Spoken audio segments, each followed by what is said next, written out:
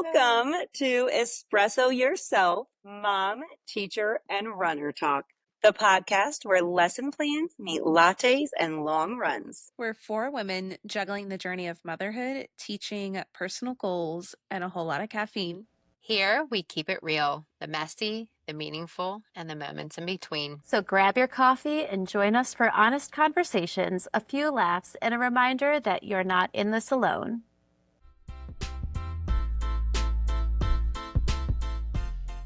On today's episode, we are going to talk about unpopular opinions. But before we get started, let's do a quick catch up.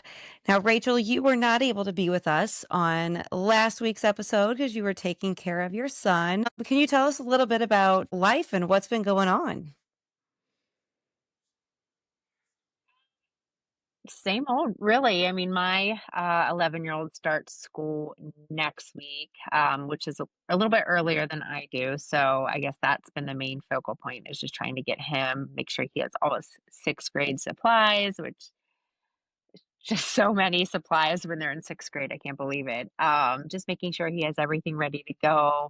He goes to a private school, so making sure his uniform still fits and they're all washed. And I'm going to get him out the door before I really focus on getting myself ready to go back to school. So, yeah, that's it. Really, still trying to enjoy the last few days of summer. Yeah, so I start with my kinders tomorrow, and I can't even believe it. I spent the whole week at school. We had some meetings, but we had an insane amount of time in our classroom. And thank goodness we did because I just had so much to put up. I even went into school on Saturday and started rearranging things because just all the things that we need to do during the day, they have to be up and visible. And it's just such a mind shift moving from fifth grade to kindergarten. But I'm the most excited that I have been in years to start school. So I cannot wait. That's awesome. I've had 3 days with kids so far because we have been back. I'm super jealous of the amount of time though that you get paid and get to set up. Like all of your videos, I'm like, oh, I wish I had that time, like a whole week to prep instead of 2 days. But we've had 3 days back in the classroom, and girls, I've been wanting to message you so bad. I had a rough 2 years and was on the verge of quitting this summer. And these past 3 days have been fabulous. I have a good group of kids. Now, I'm sure I'll have some behaviors along the way, but nothing compared to what I've had. And I have a small number of students. I started at 23, but then some of them got moved off of my list, and I was down to 21. Well, one of them is now being homeschooled. So I'm down to 20 students with 2 of them that are out of the room most of the day. So really 18 in my room. And I cannot complain. Like I feel guilty because I know my coworkers have gotten some harder group kids, but also I'm just so relieved. Like I told my kiddos, you have brought back the joy of teaching for me. Like this is what I needed. And I know we're only day 3 in, honeymoon phase, whatever, but even day 1 of last year, I was ready to quit. So it's just such a different start to my year. And I'm excited now. I'm like, finally, because getting ready for school, I was like, I'm not feeling the joy. I'm just not feeling it this year. And these past 3 days have definitely brought it back. So I was so excited to share that with you guys. Yay! That's really exciting. Great. And like 18 kids is unheard of down here. So It's the fact unheard that of up 18, I'm here. like, oh my gosh. It is very unheard of up here. I mean, technically I have 20, but that's why I'm like, don't say much to people because they'll get mad at me. You're allowed to enjoy it because we all get those years where we're questioning, what are we doing? What am I doing? What am I doing? So it's your turn. You deserve it. So don't feel guilty. Yeah, for sure. What about you, Katie? Any life updates? Anything exciting over the week? I just did a lot of trainings for teachers last week, and it was cool to kind of meet and connect and network with new people. I got to know more of the elementary world. I got to train a lot of our paraprofessionals.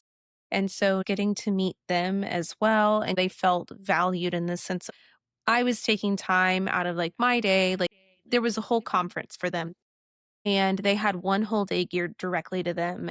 And yes, it was like exhausting because it was the end of after 2 weeks of training and being at trainings for 2 weeks straight.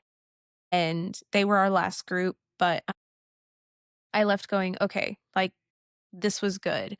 I got to meet a lot of people, network, connect, and just know, like, kind of see more of the potential of this job.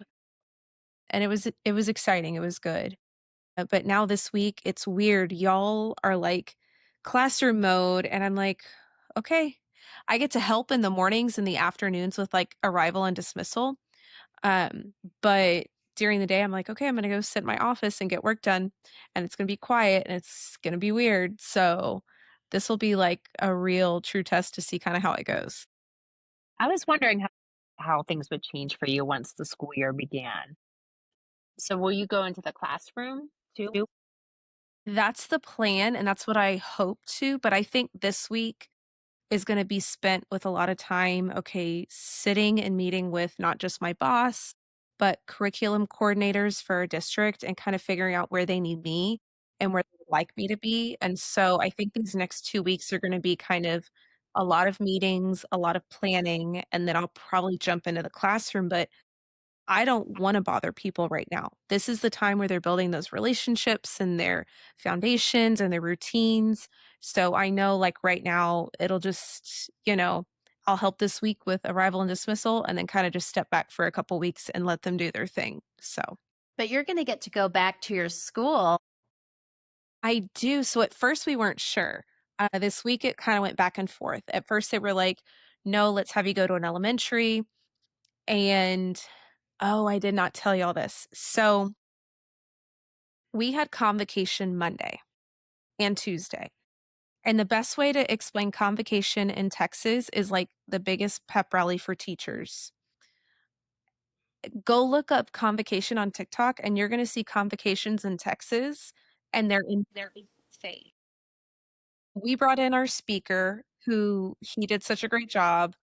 There were some games, some videos, but apparently in other parts of Texas, like they had massive pep rallies, dress ups, like cheerleaders and acrobat type things. That was not us. But, that's other, like, districts in Texas. When they say everything's bigger in Texas, it's definitely true.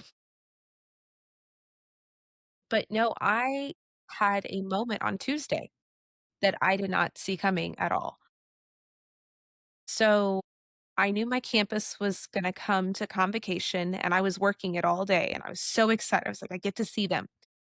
And when they showed up, like, emotions just hit. And I was like I probably gave, like, over 100 hugs, and then I had to step outside. Like, I full on just started, like, crying, and I was like, "Oh my gosh, like, I still have to go be on for these people," and so, like, I stepped outside and I, like, tried to compose myself, but that was my family for 7 years, and so seeing them, it was really overwhelming, but it was good. Like, I was glad to see them. And so I was very honest with my boss and I was like, okay, I have to ask because she left a campus too for this role. And I said, did you struggle too? And she goes, when they moved me from this campus to this campus, she goes, I struggled. She goes, I had some emotional days. She's like, sometimes it would just hit you out of nowhere. And I was like, okay. So I felt a little validated in that. Well, 2 days later, she came back because I thought I was supposed to be going to an elementary. And she came back and she goes, hey, I metaphorically arm wrestled a guy who was supposed to be at Nolan, and he's gonna switch with you, so you can be with your campus next week. And so, I think she saw that, like, I needed to be there. She saw the emotion, like, I had last week, and she's like, "Okay, I need to send her. Like, this will be good for her." So, I'm grateful for that. I owe this guy his favorite soda, but no, I do get to be at my campus this week for arrival and dismissal. Gotta love supportive admin.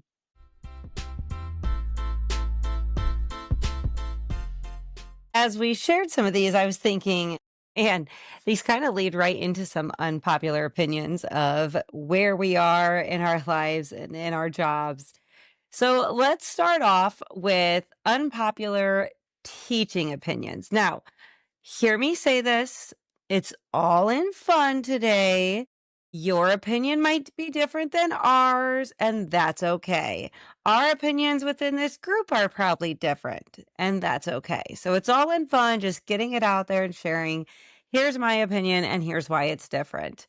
So, thinking of some teacher unpopular opinions, I'm going to start us off with the whole flexible seating isn't for every class. And I'm going to say that because I've tried the flexible seating.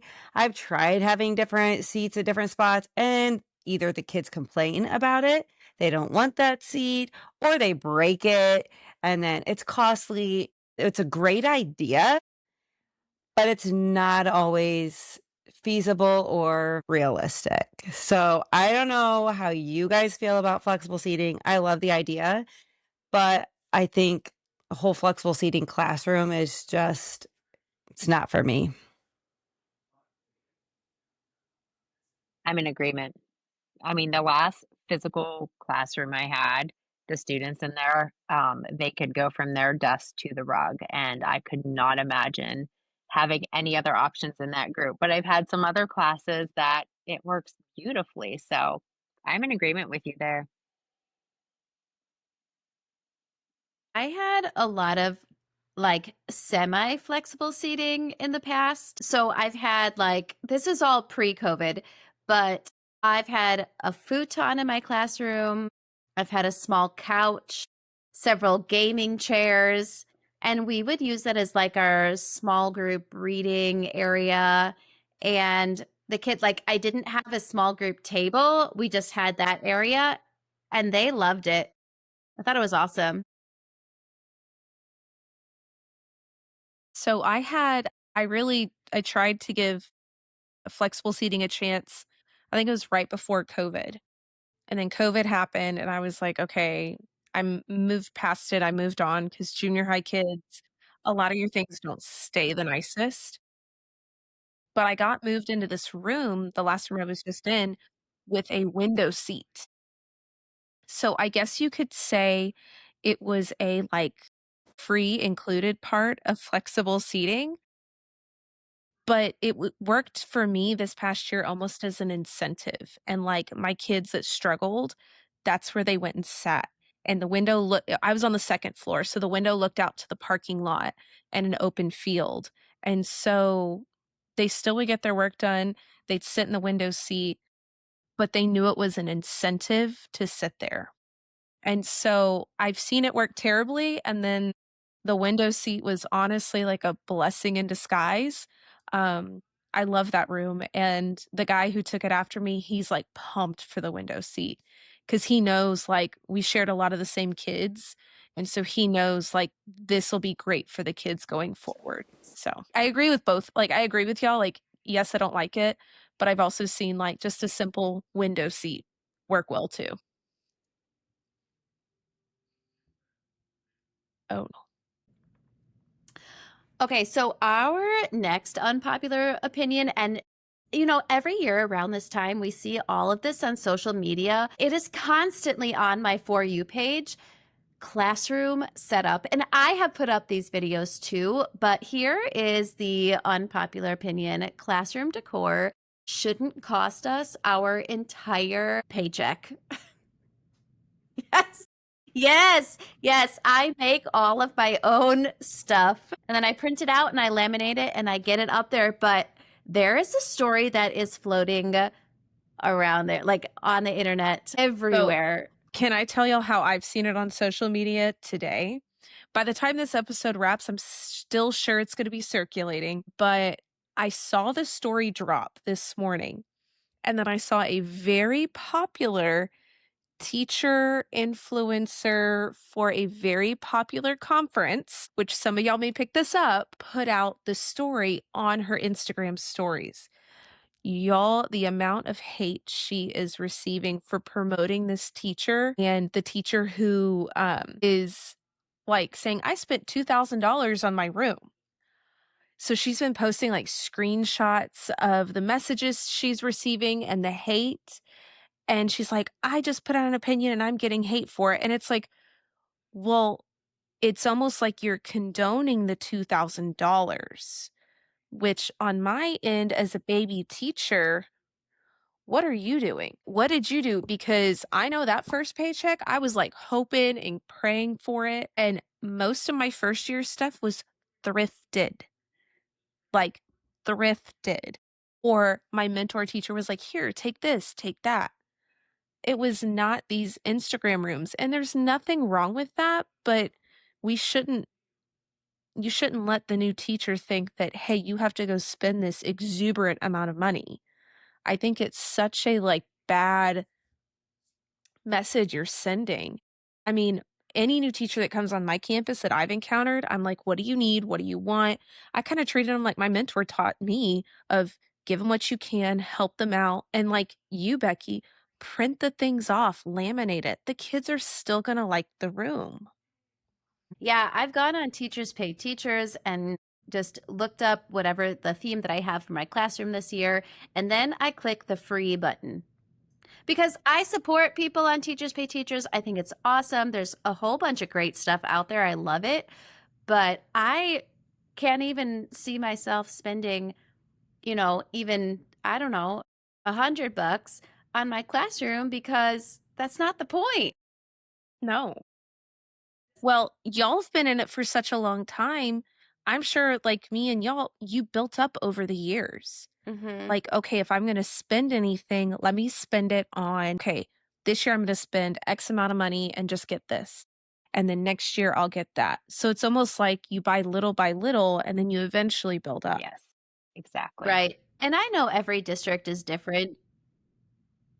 Yeah, I think too, over the years, the more you're a veteran teacher, the more you realize what is worth spending the money on. Like the more experience you have and you know how kids handle things or what's worth it. I can't tell you how many times I've seen a item on TikTok or something and I'll get it and then I get it in the classroom. I'm like, all right, this really is not all hyped up to what it's going to be.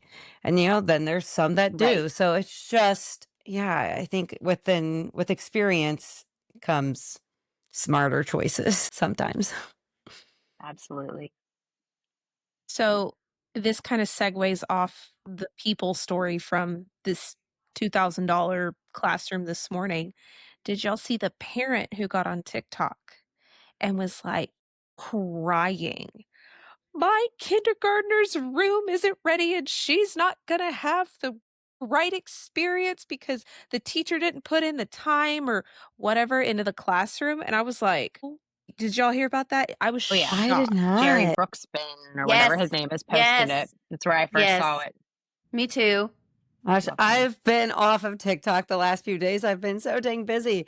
No, I haven't actually seen it. Now I'm going to have to go look it up. I There's think she so many, deleted it. but you have to go back and watch the stitch. It's sad. And like he was saying, reach out to the teacher and say, "Hey, do you need help? Do you need me to buy anything for your classroom?" Instead of trashing the poor teacher on social media, reach out. If that really bothers you and you're definitely entitled to your opinions and your feelings, reach out and offer to help. It's that simple, you know? Yeah. I mean, you do want your kids to have a great experience in the classroom. And the first thing you see is what it looks like. But also, that's about it because there's so much more to the school year than having a cute rug or the best decor on the wall. It's like, well, what is your child going to act like? And what are they going to come out of that year with? So spending all that money is just it's cool, it's fun.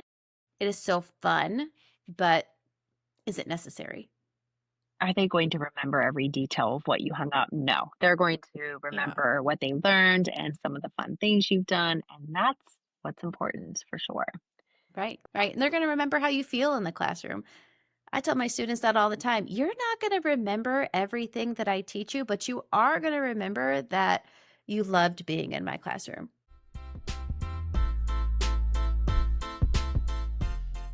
So, an unpopular opinion for me is that not every meal needs to be homemade. I'm a big believer in semi homemade. It's all made with love, With and Sandra it's Lee? Is it exactly. I is love that it show. It was definitely my inspiration, but it's true. Like you can make a microwave macaroni and cheese make some chicken breasts with it, flavored chicken breasts and then a side of vegetable. It doesn't have to be all made from scratch, especially as a working mom. Like that's hard to do. I do try to meal prep on Sundays. I try to cook 2 or 3 meals, and then, some nights it's nuggets and smiley fries. We love smiley fries in the air fryer, and my kids love it, and they eat it, and their bellies are full, and everyone's happy. So that's my unpopular opinion, and you're not gonna make me feel guilty otherwise. Like, sometimes we put so much pressure on ourselves as moms, like, if I don't do all the crafts with my kid, or if I don't do this, I'm not a good mom. Which, you know what, you do what you need to do to survive, and your kids are not gonna care. It's the memories that you have with them that I think matter. Right now, I'm in that season of life where this week we have baseball or a game every single night. And we don't live close. We live a half an hour away from work, and baseball's right there close by. So for us to drive home and get dinner and then go, it's just not in the cards to make homemade meals, like, especially this week when we have a game every single night or a practice. So I've gotta figure out how to be creative on that regards, making peanut butter jelly sandwiches or something to pack for them instead of going out and getting fast food. I don't wanna do that, but just having a plan for meals, but it's not gonna be sitting down at the kitchen table as a family. We'll eventually get to that point when life slows down, but even then, we rarely do that because my husband sits there and eats his dinner at the When counter instead of sitting. So, I do that, I think I was just used to standing all day as a teacher, I don't know, but I do that too. Anyone else? What else do we got? I am a big fan of you don't have to love every stage of childhood. Same. It's interesting because I love the age that my children are at, but and I don't ever want to wish these ages away, but I have enjoyed my kids becoming older. The more conversation I can have, the more reasoning I can have with them, the more independent they come, the better it is. And I love the snuggly phases, but I like when they're older. I do too.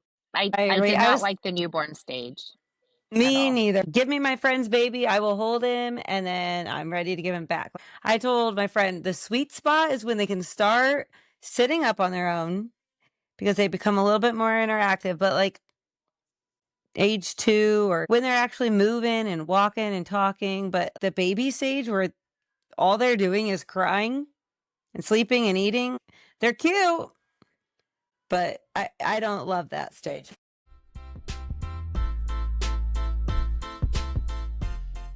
All right, so in this next section, we're going to do runners, unpopular opinion.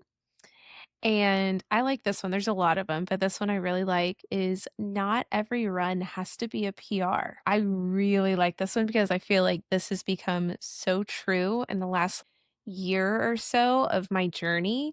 Not for me personally, but for who I've surrounded myself with in runners and who I've chosen to run with and chosen not to run with because some of them have decided that they just need to go run every single run as fast as they can, and it's a race, and they've got something to prove.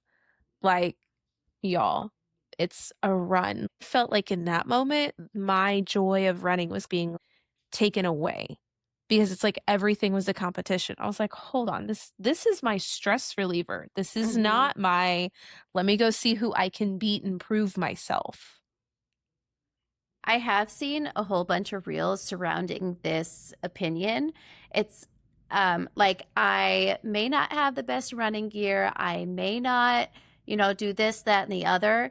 And also, I'm not a fast runner, or like, something to that effect. Like, it's like, but I'm also not a fast runner. I was like, That's oh, me. I am feeling you right there. Getting out there and, getting the physical workout, the mental workout, just the joy of getting out there and running and walking or whatever it is, that movement is really the highlight of what it should be. Right? That's what I was going to say, like, and I mean, I was never a fast runner, but I can tell you right now, like, a PR is definitely not a goal of mine right now in this part of my life, in this season of my life. It's right now, it's just for fun, for fitness, trying to lose the last 10 pounds of the baby weight 2 years later, just, so I really feel that one as well. But I used to try to push myself to always PR, but it's just a different season of my life, and just getting out there for me is a win right now. So You hit it right on the head when you said season of life. I don't think people realize that you go through seasons of running yeah, where you can go absolutely. chase those PRs, be fast, and just chase all those goals. And then you go through seasons of life where you're like, I just want to I enjoy. just want to run, And call it a that's day. where I'm at right now. Me too. And I think that's kind of why I'm not running with certain people anymore because that's not where I'm at. I also kind of got tired of explaining myself to them like every single time. I'm like, why aren't you doing this? And I'm like, because I don't have to. I don't want to. I don't have to. I Exactly. don't want to. It doesn't make me less of a runner, which I I love think that. that it really is like a tough message for people to swallow. I don't know about y'all, but that's It's what I'm important, seeing a though. lot in It's an this important social message. media space. Yep. Especially when those running memories come up and you think 5 years ago or 10 years ago, or however long you've been running, Yeah. and you're like, wow, I ran that fast, and it can begin to just play these mind games that Yeah. just aren't necessary. Yeah. Absolutely. This kind of leads into another unpopular opinion. Treadmills aren't cheating. And I really think Allison can speak to this because she's a major treadmill runner. I am. I do the treadmill all the time, pretty much. Summertime is about the only time that I can get out. And even then, I don't always make it out, depending on our busy schedule. But when I was pregnant with my oldest, when I was on maternity leave, my mom had given me their treadmill that we put out like in our sun porch area. And that was my way to kind of get back into shape. Cause I mean, I was running a lot before getting pregnant, like a lot. And that treadmill has been a game changer for me because I can work out, I can go on a run literally anytime that I want while I'm at home. Because if my husband's busy or he's mowing or he's not home from work, I can't go out and just run whenever with our schedule. So a lot of times it's when they're in bed and it's getting dark. So I have to resort to the treadmill. And I honestly, I don't mind it because I can watch TV. And that's about the only time I do watch TV is when I'm on the treadmill. I catch up on I'm with shows you. or right now I've been binge watching and rewatching One Tree Hill. Love that show. And I am like watching it all over again on the treadmill. I mean, I've seen it all, but now I'm reliving like my high school days watching One Tree Hill again. And that's a Love show it. that I can watch over and over and I will never get old. But then, like, if I want to walk, I can walk and read my Kindle. I have like a little thing that I can hook up to. So I feel like I can multitask then. And my time is so limited that it's like the best way to do it. Like the other day, I was like, oh, I'm going to go run outside. The weather's nice. But I really wanted to watch the next episode of the show that I was on. So, like, I'm just going to go down and do the treadmill because then I can watch the show as well. But I will say then when I go outside, I feel like I tend to run Same. faster and then it blows my mind when I'm like, wait a minute. On the treadmill, it says my pace is only like a 10. Why am I running an 8 outside? So that always throws me. But yeah, I love the treadmill. Everybody hates it, but I love it. I'm a treadmill user too, and it's everything you said. It's just convenient, especially, I have a younger child, but my 11-year-old could stay home, if I run around the block a couple times, but not my 2-year-old. I watch things on my iPad. It's like the only time I can watch anything. So it's like you said, it's just like hitting two birds, I get to watch something and just zone out. And I actually run faster on the treadmill, and it's probably because I can't get into my head as much because it's set to a certain speed and I have to keep my legs moving. So for me, I actually do run faster on the treadmill, or at least it feels like it. I think it's pretty average, it pretty much equals out, but it feels faster to me. So I'm with you there. I love the treadmill. So I don't know if Becky would be with me on this one just because she's from Florida, but I think the treadmill saves us in the heat of the summer. So this past summer, for a good half of it, I just went to the treadmill because I did not want to deal with the heat. Now I'm back to dealing with it, but I wasn't prepared. I was like, I don't want to go out in the heat and humidity. And I'd much rather sit on the treadmill at the gym and just go. And I would do some like pretty long runs on there, anywhere between like 7 to 10 miles, just because I didn't want to go outside. Um, and I would people watch. So like where they have the treadmills in the gym, I can like look out and watch all the people. And so I guess people see me on the treadmill and they're like, "Oh yeah, you look intimidating. Like we don't mess with you." And I'm like, "Oh, that's funny because I'm just watching all of you people. Like I don't need the TV. Like y'all are my TV show."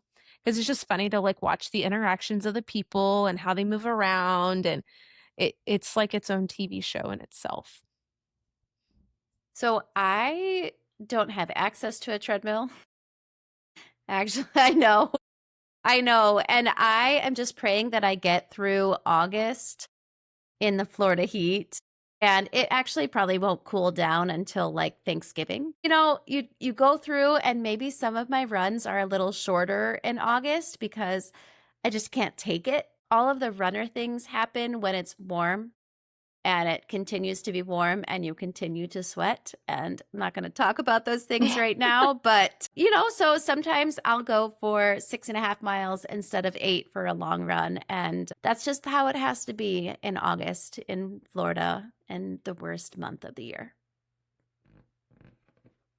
As they say, it's like it's hurricane season now for us. Like this is our busy month. So let's just hope we don't get any hurricanes, either of us, but we're in two separate spots. It's horrible, and let's just hope and pray. Actually, there's a lot of hurricanes that happen all the time. They don't reach land. Let's just hope that they don't reach land, because we do not need any hurricane breaks this fall at all. Nope. Yeah. And it usually hits us in September, sometimes into October, but let's just, once November 1st hits, then we're pretty much good until May. That also cramps my style for running too. I can imagine. Oh, there was one time where we knew a hurricane was coming, but it was like a category 1. So like for people who aren't familiar with hurricanes, there's categories 1 through 5. And then there's tropical storms before it turns into a hurricane. And for us who live down south and have seen plenty of hurricanes, a tropical storm and a category 1 are like, okay, cool. It's just gonna be a bunch of rain. It's gonna be some wind. We're cool. Like, I'm sure people up north, if they did that, they'd be like, oh my gosh, we have to go. And I'm like, it's not that bad. And so there was a category 1 headed our way. And funny enough, it ended up hitting as like a strong 2.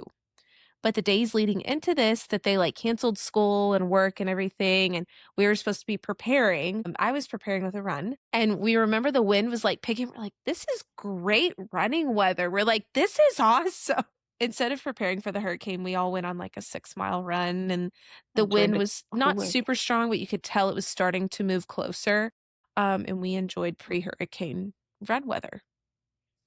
I love that. Yes, I hate preparing for a hurricane, but yeah, it does feel a little nicer.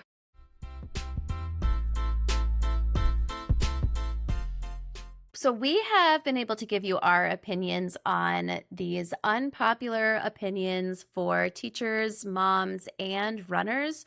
But now it's your turn to give us your opinions, whether you agree or disagree with what we've talked about tonight, or if you have your own unpopular opinions on any of these topics. All you need to do is go to our Instagram at Espresso Yourself Podcast and leave a comment or a message.